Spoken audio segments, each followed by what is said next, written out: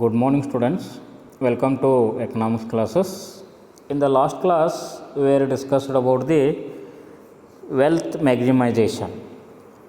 Today, we will going to start with the another one important topic, that is decision making. Decision making. Decision making is a process. Decision making is a process by which a particular course of action is chosen out of a number of alternatives available. Decision making, this is the one process. This is the one type of the process by which what?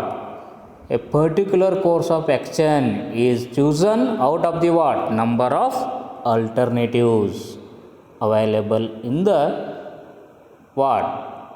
Business. Available in the business. That is, what is that? Decision making. Decision making is a process, that is the process among that one particular course of action is chosen among the number of the what? Alternatives available for you. Available for you. That is called as the decision making. Every businessman is confronted with the problem of decision making. Every businessman is what? Confronted with what? Problem of decision making in an what? In an uncertainly what? Framework. Uncertainly framework, that means what? There is no certainty. There is no certainty. In the uncertainty, how to what? Make the decision. But in the making of that decision, the businessmen are going to face the what? Number of the problems. That is the what? Every businessman is confronted with what? A problem of decision making in an what? In an uncertain or uncertainly framework. The decision problems may be minor, major, simple and complex. The decision problems may be what? That may be minor, that may be major, that may be simple, or that may be complex. Hence, it is concerned with what? Decision making is concerned with the what? Concerned with the detailed study of available alternatives for finding the what? For finding the best possible alternatives. What is that? Decision making that concerned with the what? That relate with the what? Detailed study of the what? Available alternatives. For what? For finding the what? Finding the best possible alternatives. Now, we will going to discuss about the what? Characteristics or features of decision making. Characteristics or what? Features of decision making. In that first one, rational thinking. In that first one or first feature of the decision making is what? Rational thinking. Rational thinking, that means it related to what? Mind. Rational thinking, it related to mind. This type of the decision making or whatever may be the decision making is there, that is related to what? Rational. That is related to rational. Rational thinking, it is invariably based on the what? Rational thinking. Decision making is invariably based on the what? Rational thinking. Since human brain with its ability to learn, remember and relate many complex factors. Human brain with the what? Ability to what? Learn, remember and relate many complex factors make the what? Makes the rationally possible. Decision making is the what? One character of the decision making is rational thinking, rational thinking. And second one, second characteristics of the decision making, that is decision making is a process. Decision making is a process followed by the what? Deliberations and reasoning. Decision making is a process that followed by the what? That are followed by the deliberations, continuations and what? Reasoning. Reasoning, that means logical one. Logical one. This is the second feature of the what? Decision making. Then third characteristics or feature of the decision making, that is selective. Decision making is the selective one. It is selective. It is selective. That means it is the choice of best course. It is the choice of best course among the what? Among the alternatives. Whatever may be the alternatives are there, in that you have to choose best one. You have to choose best one. That type of the characteristics, that is selective one. Selective one. In other words, decision that involves the what? Selection of the best course. That involves the what? Selection of the best course from the what? From the available alternative courses that are identified by the decision maker. Identified by the decision maker. This is the third important characteristics of the decision making. Then what? Fourth one, this is purposive. That is purposive. Purposive, that means what?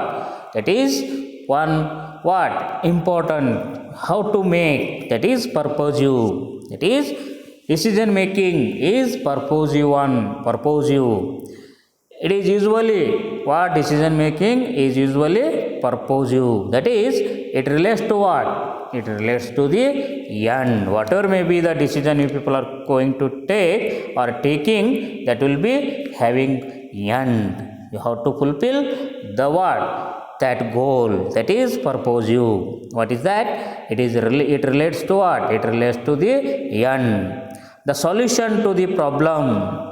The solution to the problem provides an effective means. Provides an effective means to the desired goal. Decision making that gives the what? Solution. Decision making that gives the what? Solution to a problem, to provide the what? Effective means. With the help of the what? Effective means to decide the what? Fulfill the goal or the end. That is the fourth important objective of the decision making. Then fifth one, it is positive one. Decision making is positive one. Positive one, that means, that is, although every decision is usually positive, whatever may be the businessman or entrepreneur is taking the decision, they must be what? They have be what? They all the decisions must be positive. But sometimes certain decisions may be negative. Certain decisions may be negative and may just be a just be a decision not to decide. Not to decide. That type of the decision will be there, or almost all the decisions are the what? Positive one. For example, the manufacturers of the Volkswagen car once decided not to change the what? Model of the car and size of the car. One company is there, that Volkswagen company is there, that decides the what? Is not going to change the what? Body and size of the car. Size of the car. Although the other rival enterprise, that is Ford company or Ford car company was planning to what? Introduce a new model every year. During that period, you have to change the decision. This is the fifth one, that is positive one. Then sixth one, that is sixth feature of the what? Decision making, that is commitment. Commitment, that means what? How to do, that is one. Every business is based on the concept of commitment, fulfillment, commitment. In other words, what? Management is committed to what? Every decision it taken for, or it takes for two reasons. Whatever may be the management is there, or the what? Management is there, that is committed to what? Committed to every decision it takes for two reasons. First one is it promotes the stability of the concern. It promotes the stability of the concern. And second is what? The every decision, or the every decision taken becomes the what? Part of the expectations of the people involved in the organization. Second decision is what? That is the what? That becomes the part of the what? Expectations of the people involved in the organization. What are the people involved in the organization? Their expectation must have to fulfill. That is another one important commitment. And first one is what? Promotes the what? Stability of the concern. Whatever may be the decision we people are taking, that we have to commit. That must be commit. That must have to fulfill. That is the important one. This is about the commitment. Then evaluation. Decision making that involves the what? Evaluation in two ways. Decision making that involves the evaluation in two ways. First one is executive must evaluate the alternatives. Whatever may be the executives are there, they have to what? Evaluate the alternative. Then second one, the executives or decision maker should evaluate the what? Results of the decision taken by him. Whatever may be the decision taken by him, that must be evaluate. Then what is their result? What will be their result? That type of the evaluation must have to do. This is seventh important what? Feature of the decision making. ನಾವು ಹಿಂದಿನ ಕ್ಲಾಸ್ನಲ್ಲಿ ಸಂಪತ್ತಿನ ಗರಿಷ್ಠಗೊಳಿಸುವಿಕೆಯನ್ನು ಕುರಿತು ಅಧ್ಯಯನ ಮಾಡಿದ್ದೀವಿ. ಈ ಒಂದು ಕ್ಲಾಸ್ನಲ್ಲಿ ನಾವು ಏನಂತಕ್ಕಂಥದ್ದು ತೀರ್ಮಾನ ಕೈಗೊಳ್ಳುವಿಕೆ ಅಂತಕ್ಕಂಥದ್ದು ಕೂಡ ಹೇಳ್ತೀವಿ. ಡಿಸಿಷನ್ ಮೇಕಿಂಗ್ ಅಂತಕ್ಕಂಥದ್ದು ತೀರ್ಮಾನ ಕೈಗೊಳ್ಳುವಿಕೆಯ ಕುರಿತು ಒಂದು ಕಲ್ಪನೆ ಇದೆ. ಅದ್ರ ಬಗ್ಗೆ ಕೆಲವೊಂದು ವಿಷಯಗಳನ್ನು ತಿಳಿದುಕೊಳ್ಳೋಣ ಅಂತಕ್ಕಂಥ ಕೂಡ ಹೇಳ್ತಕ್ಕಂಥದ್ದು. ಅದರ ಮುಖಾಂತರ ತೀರ್ಮಾನ ಕೈಗೊಳ್ಳುವಿಕೆ ಅಂದರೆ ಏನು ಅಂತಕ್ಕಂಥ ಕೂಡ ಹೇಳ್ತಕ್ಕಂಥದ್ದು. ತೀರ್ಮಾನ ಕೈಗೊಳ್ಳುವಿಕೆ ಅಂತದ್ದು ಒಂದು ಪ್ರಕ್ರಿಯೆ ಅಂತಕ್ಕಂಥ ಕೂಡ ಹೇಳ್ತಕ್ಕಂಥದ್ದು. ಒಂದು ವ್ಯವಹಾರ ಅಥವಾ ಒಂದು ಯಾವುದೇ ಒಂದು ಕಾರ್ಯವನ್ನು ಮಾಡಬೇಕಾದ್ರೆ ತೀರ್ಮಾನ ಅಂತಕ್ಕಂಥದ್ದು ಮುಖ್ಯವಾಗ್ತದೆ ಅಂತಕ್ಕಂಥದ್ದು ಕೂಡ ಹೇಳ್ತೀವಿ. ಅದರ ಮುಖಾಂತರ ಅದರ ಅರ್ಥ ಏನು ಅಂತಕ್ಕಂಥ ಕೂಡ ಹೇಳ್ತಕ್ಕಂಥದ್ದು. ತೀರ್ಮಾನ ಕೈಗೊಳ್ಳುವಿಕೆ ಅಂತಕ್ಕಂಥದ್ದು ಒಂದು ಪ್ರಕ್ರಿಯೆ ಅಂತಕ್ಕಂಥ ಕೂಡ ಹೇಳ್ತೀವಿ.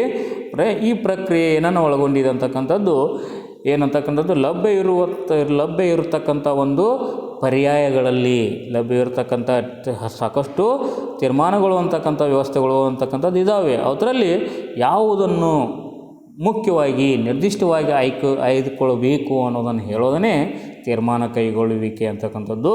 Number of the alternatives are available in the market. Which one you have to choose? That is the decision making. ನಮಗೆ ಸಾಕಷ್ಟು ಪರ್ಯಾಯಗಳಿರ್ತವೆ. ಪರ್ಯಾಯಗಳಲ್ಲಿ ಏನು ಒಂದನ್ನು ಆರಿಸಿಕೊಳ್ಳುವುದಕ್ಕೆ ಒಳ್ಳೆಯದಾಗಿರ್ತಕ್ಕಂಥದ್ದು ಒಂದನ್ನು ಆರಿಸಿಕೊಳ್ಳುವುದಕ್ಕೆ ಏನಂತ ಕರಿತೀವಿ ನಾವು ತೀರ್ಮಾನ ಕೈಗೊಳ್ಳುವಿಕೆ ಅಂತ ಕರಿತೀವಿ ಅಂತಕ್ಕಂಥದ್ದು. ಅದರ ಮುಖಾಂತರ ಏನು ನಾವು ಹೋಗ್ತೀವಿ. ನಾವು ಮಾರ್ಕೆಟ್ನಲ್ಲಿ ಹೋದಾಗ ಸಾಕಷ್ಟು ವಸ್ತುಗಳು ಒಂದೇ ರೀತಿಯಾಗಿರ್ತಕ್ಕಂಥ ತೃಪ್ತಿಯನ್ನು ಕೊಡ್ತಿರ್ತವೆ. ಹೌದಾ?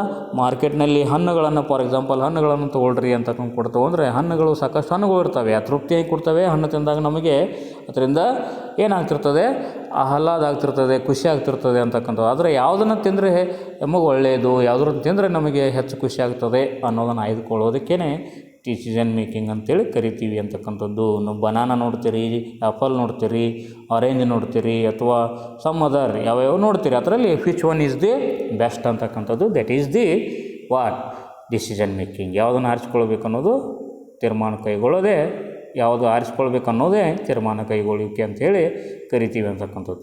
ಅದರ ಮುಖಾಂತರ ತೀರ್ಮಾನ ಕೈಗೊಳ್ಳುವಿಕೆಯಲ್ಲಿ ಬಿಸ್ನೆಸ್ಮನ್ನು ತನ್ನದೇ ಆಗಿರ್ತಕ್ಕಂಥ ಸಮಸ್ಯೆಯನ್ನು ಎದುರಿಸ್ತಾನೆ ಅಂತಕ್ಕಂಥದ್ದು. ಅನಿಶ್ಚಿತವಾಗಿರ್ತಕ್ಕಂಥ ಒಂದು ವ್ಯವಸ್ಥೆಯಲ್ಲಿ ತೀರ್ಮಾನವನ್ನು ಕೈಗೊಳ್ಳೋದ್ರಲ್ಲಿ ಏನು ಒಬ್ಬ ವ್ಯವಹಾರಸ್ಥ ಉದ್ದಿಮೆದಾರ ತನ್ನದೇ ಆಗಿರ್ತಕ್ಕಂಥ ಸಮಸ್ಯೆಯನ್ನು ಎದುರಿಸ್ತಾನೆ ಅಂತಕ್ಕಂಥದ್ದು. ಯಾಕಂದರೆ ತೀರ್ಮಾನಕ್ಕೆ ತನ್ನದೇ ಆದಂಥ ಚೌಕಟ್ಟಿಲ್ಲ ಅಂತಕ್ಕಂಥದ್ದು ಒಂದು ವ್ಯವಸ್ಥೆ. ತೀರ್ಮಾನ ನಾವು ಭವಿಷ್ಯಕ್ಕೋಸ್ಕರ ಕೈಗೊಳ್ತೀವಿ. ಭವಿಷ್ಯ ಅನ್ನೋದು ಅನಿಶ್ಚಿತವಾಗಿರ್ತಕ್ಕಂಥ ವ್ಯವಸ್ಥೆ. ಅನಿಶ್ಚಿತವಾಗಿರ್ತಕ್ಕಂಥ ವ್ಯವಸ್ಥೆಯಲ್ಲಿ ತೀರ್ಮಾನ ಕೈಗೊಳ್ಳೋದು ಸಮಸ್ಯೆದಾಯಕ, ತೊಂದರೆದಾಯಕ ಅಂತಕ್ಕಂಥ ಕೂಡ ಹೇಳ್ಬೋದು ಅಂತಕ್ಕಂಥದ್ದು. ಈ ರೀತಿಯಾಗಿರ್ತಕ್ಕಂಥ ತೀರ್ಮಾನಗಳ ಒಂದು ಸಮಸ್ಯೆಗಳು, ತೀರ್ಮಾನ ಕೈಗೊಳ್ಳಿಕೆ ಸಮಸ್ಯೆಗಳು ಏನಾಗಿರ್ಬೋದು, ಮೈನರ್ ಆಗಿರ್ತಕ್ಕಂಥವು, ಸಣ್ಣವಾಗಿರ್ಬೋದು, ಅಥವಾ ಮೇಜರ್ ದೊಡ್ಡವಾಗಿರ್ಬೋದು, ಅಥವಾ ಸರಳವಾಗಿರ್ಬೋದು, ಸಿಂಪಲ್ ಆಗಿರ್ಬೋದು, ಅಥವಾ ಕಾಂಪ್ಲೆಕ್ಸ್ ಕಠಿಣವಾಗಿರ್ತಕ್ಕಂಥ ವ್ಯವಸ್ಥೆನೂ ಕೂಡ ಹೊಂದಿರ್ಬೋದು ಅಂತಕ್ಕಂಥದ್ದು. ಡಿಸಿಷನ್ ಮೇಕಿಂಗ್ ಅಂತಕ್ಕಂಥವು ಏನು that may be or decision problems may be what major, minor, major, simple or complex ಅನ್ನತಕ್ಕಂಥ ಪಾಯಿಂಟು ನೆನಪಿಟ್ಟುಕೊಡ್ರಿ. ಅದರ ಮುಖಾಂತರ ಒಟ್ಟಾರೆಯಾಗಿ ತೀರ್ಮಾನ ಕೈಗೊಳ್ಳಿಕೆ ಅಂತಂದರೆ ಏನು ಅಂತ ಕೂಡ ಹೇಳಿದರೆ, ಇದು ಒಂದು ವ್ಯವಸ್ಥೆಯನ್ನು ಕುರಿತು ಇರುವಂಥ ಒಂದು ಪರ್ಯಾಯಗಳನ್ನು ಕುರಿತು ಡಿಟೇಲ್ಡಾಗಿ ಅಧ್ಯಯನ ಮಾಡೋದು, ಸವಿವರವಾಗಿ ಅಧ್ಯಯನ ಮಾಡೋದು, ಅದರಲ್ಲಿ ಒಳ್ಳೆಯದನ್ನು ಆರಿಸಿಕೊಳ್ಳೋ ಒಂದು ವ್ಯವಸ್ಥೆಗೆ, ಒಳ್ಳೆಯ ತೀರ್ಮಾನವನ್ನು ಕೈಗೊಳ್ಳೋ ವ್ಯವಸ್ಥೆಗೆ ನಾವೇನಂತ ಕರಿತೀವಿ, ತೀರ್ಮಾನ ಕೈಗೊಳ್ಳುವಿಕೆ ಅಂತೇಳಿ ಕರಿತೀವಿ ಅಂತಕ್ಕಂಥದ್ದು ಮುಖ್ಯವಾಗಿರ್ತಕ್ಕಂಥದ್ದು.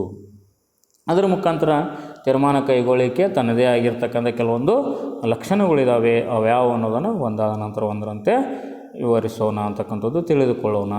ಅದರಲ್ಲಿ ಒಂದೇದು ರ್ಯಾಷನಲ್ ಥಿಂಕಿಂಗ್ ಅಂತ ಹೇಳ್ತೀವಿ ನಾವು ಅಂತಕ್ಕಂಥದ್ದು. ಜಾಣತನದಿಂದ ಕೂಡಿರ್ತಕ್ಕಂಥ ಏನು ವೈಚಾರಿಕತೆ ಅಂತಕ್ಕಂಥದ್ದು, ವಿಚಾರ ಅಂತಕ್ಕಂಥದ್ದು. ಡಿಸಿಷನ್ ಮೇಕಿಂಗ್ ಅಂತಂದರೆ ತೀರ್ಮಾನ ಕೈಗೊಳ್ಳಿಕೆ ಅದಕ್ಕೆ ಸಂಬಂಧಪಟ್ಟಿದ್ದು, ಜಾಣತನಕ್ಕೆ ಸಂಬಂಧಪಟ್ಟಿದ್ದು.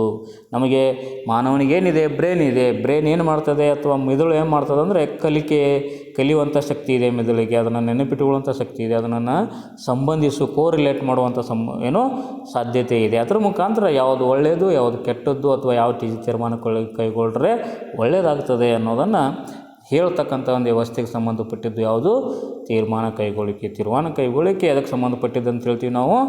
ಜಾಣತನದ ವ್ಯವಸ್ಥೆಗೆ, ಜಾಣತನಕ್ಕೆ ಸಂಬಂಧಪಟ್ಟಿದ್ದು, ಜಾಣತನದ ವಿಚಾರಕ್ಕೆ ಸಂಬಂಧಪಟ್ಟಿದ್ದು ಅಂತ ಪಾಯಿಂಟು ನೆನಪಿರಲಿ ಅಂತಕ್ಕಂಥದ್ದು. ಅದರ ಮುಖಾಂತರ ಎರಡನೇದು ಏನು ಅಂತ ಹೇಳ್ತಿರೋ ಲಕ್ಷಣ, ಇದೊಂದು ತೀರ್ಮಾನ ಕೈಗೊಳ್ಳಿಕೆ ಅಂತಕ್ಕಂಥದ್ದು ಏನು ಅಂತಕ್ಕಂಥದ್ದು ಒಂದು ಪ್ರಕ್ರಿಯೆ ಅಂತಕ್ಕಂಥ. ತೀರ್ಮಾನ ಕೈಗೊಳ್ಳಿಕೆ ಅಂತಕ್ಕಂಥದ್ದು ಏನಿದು ಪ್ರಕ್ರಿಯೆ ಆಗಿದೆ ಅಂತಕ್ಕಂಥ ಕೂಡ ಹೇಳ್ತಕ್ಕಂಥದ್ದು. ಇದು ನಿರಂತರವಾಗಿರ್ತಕ್ಕಂಥ ಒಂದು ಪ್ರಕ್ರಿಯೆ ಆಗಿದೆ. ಅದರ ಮುಖಾಂತರ ಇದು ಲಾಜಿಕಲ್ ಆಗಿರ್ತಕ್ಕಂಥ ಒಂದು ವ್ಯವಸ್ಥೆ ಅಂತಕ್ಕಂಥದ್ದು. ಜಾಣತನದಿಂದ ಲಾಜಿಕ್ನಿಂದ ಕೂಡಿರ್ತಕ್ಕಂಥದ್ದು ಮತ್ತು ನಿರಂತರತೆಯನ್ನು ಹೊಂದಿರತಕ್ಕಂಥ ಒಂದು ಪ್ರಕ್ರಿಯೆ ಆಗಿದೆ ಅಂಥೇಳಿ ಹೇಳ್ಬೋದು. ಅದರ ಮುಖಾಂತರ ಮೂರನೇದು ಏನು ಲಕ್ಷಣ ಅಂತ ಕೂಡ ಹೇಳಿದರೆ, ಸೆಲೆಕ್ಟಿವ್ ಅಂತಕ್ಕಂಥದ್ದು ಕೂಡ ಹೇಳ್ತಕ್ಕಂಥದ್ದು. ಆಯ್ಕೆಯಿಂದ ಕೂಡಿರ್ತಕ್ಕಂಥದ್ದು ಅಂತಂದರೆ ಏನು ಅಂತ ಕೂಡ ಹೇಳ್ತೀವಿ. ನಂಬರ್ ಆಫ್ ದಿ ಏನಿರ್ತಾವೆ, ನಿಮಗೆ ಸಾಕಷ್ಟು ಪ್ರಮಾಣದಲ್ಲಿ ಅಲ್ಟರ್ನೇಟಿವ್ಸ್ಗಳು ಇರ್ತವೆ. ಸಾಕಷ್ಟು ಪ್ರಮಾಣದಲ್ಲಿ ಅಲ್ಟರ್ನೇಟಿವ್ಸ್ ಪರ್ಯಾಯಗಳು ಇದ್ದರೂ ಕೂಡ ಅದರಲ್ಲಿ ನಾವು ಒಂದನ್ನು ಏನು ಮಾಡ್ತೀವಿ, ಬೆಸ್ಟ್ ಅಂತೇಳಿ ಚೂಸ್ ಮಾಡ್ತೀವಿ, ಒಳ್ಳೆಯದಂತೇಳಿ ಚೂಸ್ ಮಾಡ್ತೀವಿ ಅಂತಕ್ಕಂಥ ಕೂಡ ಹೇಳ್ತೀವಿ. ಅದಕ್ಕೇ ಏನಂತಕ್ಕಂಥದ್ದು ಆಯ್ದುಕೊಳ್ಳುವಿಕೆಗೆ ಸಂಬಂಧಪಟ್ಟಿರ್ತಕ್ಕಂಥ selective one, best one or choosing best one ಅಂತಕ್ಕಂಥದ್ದು ಕೂಡ ಹೇಳ್ತಕ್ಕಂಥದ್ದು. ಆಯ್ಕೆಯಿಂದ ಕೂಡಿರ್ತಕ್ಕಂಥದ್ದು ಏನು ತೀರ್ಮಾನ ಕೈಗೊಳ್ಳಿಕೆ ಅಂತಕ್ಕಂಥದ್ದು ಎತ್ತರಿಂದ ಕೂಡಿರ್ತಕ್ಕಂಥದ್ದು, ಆಯ್ಕೆಯಿಂದ ಕೂಡಿರ್ತಕ್ಕಂಥದ್ದು. ಒಂದು ಬುಟ್ಟಿಯಲ್ಲಿ ಹಣ್ಣು ಇರ್ತವೆ, ಹಣ್ಣುಗಳಲ್ಲಿ ಸಾಕಷ್ಟು ಹಣ್ಣುಗಳು ಒಳ್ಳೆಯದಾಗಿರ್ತವೆ, ಇನ್ನು ಕೆಲವೊಂದು ಏನಾಗಿರ್ತವೆ ಕೆಟ್ಟಿರ್ತವೆ. ಅದರಲ್ಲಿ ಯಾವುದು ಒಳ್ಳೆಯದಂತೇಳಿ ಆರಿಸಿಕೊಳ್ಳೋದಕ್ಕೆ ನಾವೇನು ಆಯ್ದುಕೊಳ್ಳುವಿಕೆ ಅಂತ ಕರಿತೀವಿ ಅಂತಕ್ಕಂಥದ್ದು. ಆ ರೀತಿಯಾಗಿ ನಾವು ಇದನ್ನು ಉದಾಹರಣೆಯನ್ನು ಕೊಡ್ಬೋದು ಅಂತಕ್ಕಂಥದ್ದು. ಹೌದಾ, ದಟ್ ಈಸ್ ಸೆಲೆಕ್ಟಿವ್ ಒನ್, ಆಯ್ದುಕೊಳ್ಳುವಿಕೆಗೆ ಸಂಬಂಧಪಟ್ಟಿದ್ದು. ಅದೇ ರೀತಿಯಾಗಿ ನಾಲ್ಕನೇದು ಏನು ಇರೋದಕ್ಕೆ ಲಕ್ಷಣ ಅಂತಂದರೆ, ಇದು ಉದ್ದೇಶಿತವಾಗಿರ್ತಕ್ಕಂಥದ್ದು, ಪರ್ಪೋಸಿವ್ ಅಂತ ಕೂಡ ನಾವು ಹೇಳ್ತೀವಿ ಅಂತಕ್ಕಂಥದ್ದು. ಪರ್ಪೋಸಿವ್ ಅಂತಂದರೆ ನಾವೇನು ತೀರ್ಮಾನವನ್ನು ಕೈಗೊಂಡಿವಿ ಅಂದರೆ ಅದನ್ನು ಕೊನೆಗೊಳಿಸಬೇಕು ಅಂತಕ್ಕಂಥದ್ದು ಪರ್ಪೋಸಿವ್.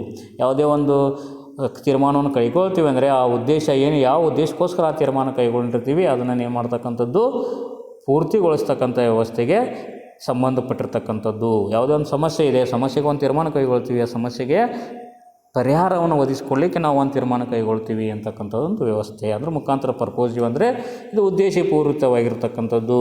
ಯಾವುದೇ ಒಂದು ಸಮಸ್ಯೆಯನ್ನು ಅಥವಾ ಒಂದು ಆಸೆಯನ್ನು, ಒಂದು ವ್ಯವಸ್ಥೆಯನ್ನು ಪೂರ್ತಿಗೊಳಿಸಬೇಕಾದ್ರೆ ಕೈಗೊಳ್ಳುವಂಥ ಒಂದು ಪ್ರಕ್ರಿಯೆ ಅದು ತೀರ್ಮಾನ ಕೈಗೊಳ್ಳುವಿಕೆ ಅಂತೇಳಿ ಹೇಳ್ಬೋದು. ಇದರ ಮುಖಾಂತರ 5ನೇದು ಏನಂದರೆ ಇದು ಪಾಸಿಟಿವ್ ಅಂತಕ್ಕೂ ಕೂಡ ಹೇಳ್ತಕ್ಕಂಥದ್ದು. ಇದು ಧನಾತ್ಮಕವಾಗಿರ್ತಕ್ಕಂಥದ್ದು ತೀರ್ಮಾನ ಕೈಗೊಳ್ಳುವಿಕೆ ಅಂತಕ್ಕಂಥದ್ದು. ಅದ್ರ ಮುಖಾಂತರ ಏನದು ಧನಾತ್ಮಕವಾಗಿರ್ತಕ್ಕಂಥ ಒಂದು ವ್ಯವಸ್ಥೆ ಅಂತ ಹೇಳ್ತೀವಿ.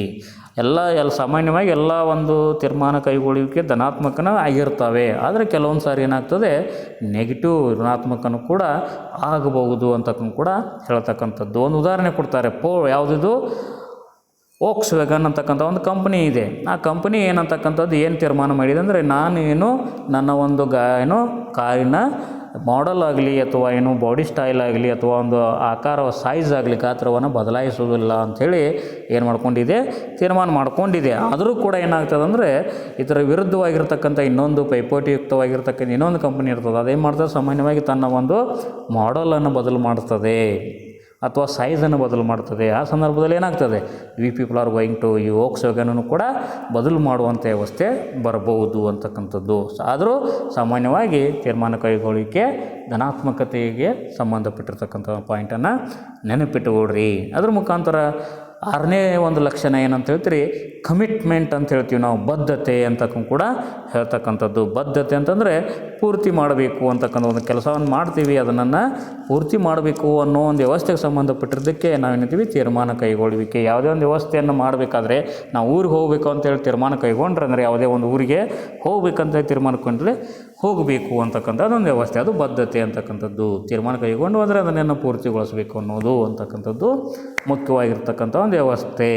ಅದರ ಮುಖಾಂತರ ಏನಂತಕ್ಕಂಥದ್ದು, ಈ ಒಂದು ಉದ್ದಿಮೆದಾರನ ಒಂದು ಬದ್ಧತೆ ಏನಾಗಿರ್ತದೆ ಅಥವಾ ಮ್ಯಾನೇಜ್ಮೆಂಟ್ ನಿರ್ವಹಣೆಗಾರನ ಒಂದು ವ್ಯವಸ್ಥಾಪಕನ ಒಂದು ಬದ್ಧತೆ ಏನಾಗಿರ್ತದೆ ಅಂತಕ್ಕೂ ಕೂಡ ಹೇಳ್ತಕ್ಕಂಥದ್ದು. ಅಂದರೆ ಯಾವುದೇ ಒಂದು ತೀರ್ಮಾನ ಕೈಗೊಳ್ಳುತ್ತೀರಿ ಅದಕ್ಕೆ ಬದ್ಧತೆ ಏನಂತಂದರೆ ಸ್ಟೆಬಿಲಿಟಿ, ನಾವೇನು ತೊಗೊಂಡ್ಕೊಂಡಿದ್ದೀವಿ ಅದರಲ್ಲಿ ಸ್ಥಿರತೆ ಇರಬೇಕು ಅನ್ನೋದು ಒಂದು ಬದ್ಧತೆ ಅಂತಕ್ಕಂಥದ್ದು. ಯಾವುದೇ ತೀರ್ಮಾನ ಕೈಗೊಂಡಿದ್ರು ಅದರಲ್ಲಿ ಏನಿರಬೇಕು, ಸ್ಟೆಬಿಲಿಟಿ, ಸ್ಥಿರತೆ ಇರಬೇಕು ಅಂತಕ್ಕಂಥದ್ದು. 2ನೇದು ಏನಂತಂದರೆ ನಾವೇನು ತೀರ್ಮಾನ ಕೈಗೊಳ್ಳಿರ್ತೀವಿ ಅಂತಕ್ಕಂಥದ್ದು, ಆ ತೀರ್ಮಾನ ಕೈಗೊಳ್ಳೋ ಒಂದು ವ್ಯವಸ್ಥೆ ಮುಖಾಂತರ ಅಲ್ಲಿ ಆ ಒಂದು ಸಂಘಟನೆಯಲ್ಲಿ ಇನ್ವಾಲ್ವ್ ಆಗಿದಾರ ಜನ ಒಳಗೊಂಡಿರ್ತಾರಲ್ಲ, ಅವರು ಒಂದು ನಿರೀಕ್ಷೆಗಳು ಏನಿರ್ತವೆ ಅಂತೂ ಆಧಾರದ ಮೇಲೆ ನಾವು ತೀರ್ಮಾನವನ್ನು ಕೈಗೊಳ್ಳಬೇಕಾಗ್ತದೆ ಅಂತಕ್ಕೂ ಕೂಡ ಹೇಳ್ತಕ್ಕಂಥದ್ದು.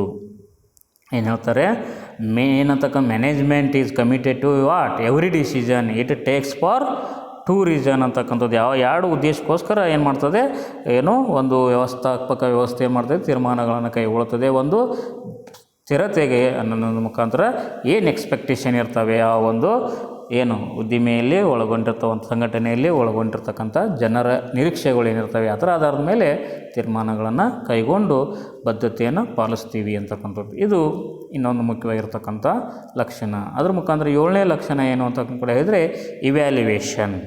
ಈ ಡಿಸಿಷನ್ ಮೇಕಿಂಗ್ದು ಇನ್ನೊಂದು ಮುಖ್ಯವಾಗಿರ್ತಕ್ಕಂಥ ಲಕ್ಷಣ ಏನಂತೀರಿ, ಮೌಲ್ಯಮಾಪನ ಅಂತ ಕೂಡ ಹೇಳ್ತೀವಿ. ಮೌಲ್ಯಮಾಪನ ಅಂತಕ್ಕಂಥದ್ದು ಮುಖ್ಯವಾಗಿರ್ತಕ್ಕಂಥ ವ್ಯವಸ್ಥೆ ಅಂತಕ್ಕಂಥದ್ದು. ಅದ್ರ ಮುಖಾಂತರ ಮೌಲ್ಯಮಾಪನ ಮಾಡೋದು ಅಂತಕ್ಕಂಥದ್ದು, ನಾವು ಒಂದು ಒಳ್ಳೆಯದನ್ನು ಆರಿಸ್ಕೊಳ್ಬೇಕು, ಬೆಸ್ಟ್ ಅಂತಕ್ಕಂಥದ್ದನ್ನು ಆರಿಸ್ಕೊಳ್ಬೇಕಾದ್ರೆ ಆಲ್ಟರ್ನೇಟಿವ್ಗಳು ಏನಿದ್ದಾವೆ ಅವುಗಳನ್ನು ನಾವೇನು ಮಾಡಬೇಕು, ಅಥವಾ ಅಲ್ಲಿರ್ತಕ್ಕಂಥ ಒಂದು ಕಾರ್ಯನಿರ್ವಾಹಕ ವ್ಯವಸ್ಥೆ ಏನು ಮಾಡಬೇಕು, ಎಕ್ಸಿಕ್ಯೂಟಿವ್ ಬೋರ್ಡ್ ಏನು ಮಾಡಬೇಕಾಗುತ್ತೆ, ಇವ್ಯಾಲ್ಯುವೇಟ್ ಮಾಡಬೇಕಾಗುತ್ತೆ. ಅದರ ಮುಖಾಂತರ ಡಿಸಿಷನ್ ಮೇಕಿಂಗ್ ಅಂತಕ್ಕಂಥದ್ದು ಏನು ಒಳಗೊಂಡಿದೆ, ಇವ್ಯಾಲ್ಯುವೇಷನ್ ಅಂತಕ್ಕಂಥದ್ದು 2 ರೀತಿಯಲ್ಲಿ ಇವ್ಯಾಲ್ಯುವೇಷನ್ ಮಾಡ್ತದೆ. ನಿಮಗೇನು ಪರ್ಯಾಯಗಳಿದ್ದಾವೆ ಅದರಲ್ಲಿ ಯಾವುದನ್ನು ಫಸ್ಟು ಇವ್ಯಾಲ್ಯುವೇಟ್ ಮಾಡಬೇಕು, ಮೌಲ್ಯಮಾಪಕರಣ ಮಾಡಬೇಕು, ಯಾವುದನ್ನು ಆಯ್ದುಕೊಳ್ಬೇಕು ಅನ್ನೋದು ಅದು 1ನೇದು. 2ನೇದು ಯಾವುದು ಅಂತಂದರೆ ಅದರಿಂದ ಪ್ರತಿಫಲ ಆಗ್ತದೆ, ರಿಸಲ್ಟ್ ಬರ್ತದೆ ಅಂತಕ್ಕಂಥದ್ದು. ನಾವು ತೀರ್ಮಾನ ಕೈಗೊಂಡಿದ್ದೀವಲ್ಲ ಇದರಿಂದ ರಿಸಲ್ಟ್ ಬರ್ತದೆ ಅನ್ನೋದು ಕೂಡ ಮೌಲ್ಯಮಾಪನ ಮಾಡಬೇಕು ಅಂತಕ್ಕಂಥದ್ದು. ಇದು ನಿಮಗಿರ್ತಕ್ಕಂಥ ಇನ್ನೊಂದು ಮುಖ್ಯವಾಗಿರ್ತಕ್ಕಂಥ ಕಲ್ಪನೆ, ಅದು ಡಿಸಿಷನ್ ಮೇಕಿಂಗ್ ಅಂತ ಕೂಡ ಹೇಳ್ಬೋದು. ಥ್ಯಾಂಕ್ ಯು, ಧನ್ಯವಾದ.